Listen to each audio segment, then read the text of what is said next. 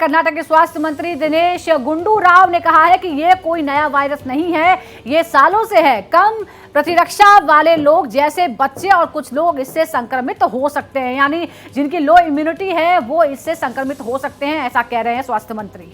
तो आपको बता दें कि ये केस सामने आए हैं, लेकिन रिकॉर्ड जांचना होगा। कर्नाटक में 2 केसेस सामने आए हैं, 2 छोटे बच्चे इससे संक्रमित पाए गए हैं। हालांकि जो कर्नाटक के स्वास्थ्य मंत्री हैं वो कह रहे हैं कि ये कोई नया वायरस नहीं है, बल्कि ये पहले से ही मौजूद हैं और जिनकी लो इम्यूनिटी होती है, जैसे कि छोटे बच्चे, उन्हें ये संक्रमित कर सकता है। यानी उनका ये कहना है कि बहुत आपातकालीन स्थिति नहीं है, लेकिन अगर ये फैलता है तो उसकी रोकथाम के लिए क्या उपाय हैं, क्या किया जा सकता है, ये तमाम चीजें हैं जिनके बारे में विचार करना होगा। इसलिए आज बैठक बुलाई गई है। और ये इस वक्त तस्वीरें हम आपको चाइना की दिखा रहे हैं, जहां पर बड़े पैमाने पर इस तरह के केसेस आने के बाद अस्पतालों में मरीजों की भीड़ लगी हुई है और कहीं ना कहीं लोगों को 2019-20 की घटनाएं जो हैं वो कोरोना वायरस की याद दिलाने लगी हैं, डरा रही हैं।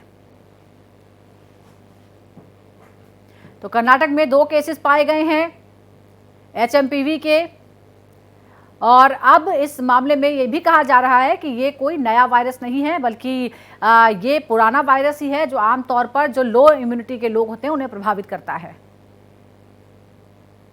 कोई नया ये नहीं है कि जैसे अखबार में आया कि पहला केस है, ये पहला केस नहीं है, बहुत सारे केसेस है और बहुत सालों से है। तो और जिसको भी उतना सीरियस फेटलिटीज भी नहीं है इसमें।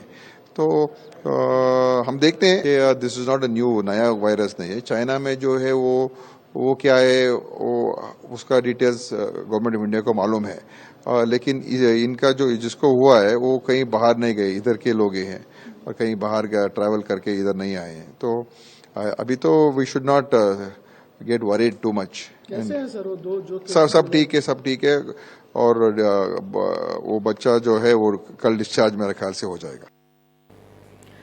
तो स्वास्थ्य मंत्री को आपने सुना, वो कह रहे हैं कि ये कोई नया वायरस नहीं है और इसका चीन से कोई लेना देना नहीं है। ये भी कह रहे हैं कि जो ये बच्चे हैं इनका परिवार कभी मतलब बाहर नहीं गया है, वहीं पर है जहां पर वो बच्चे बीमार हुए हैं और उनकी हालत ठीक है।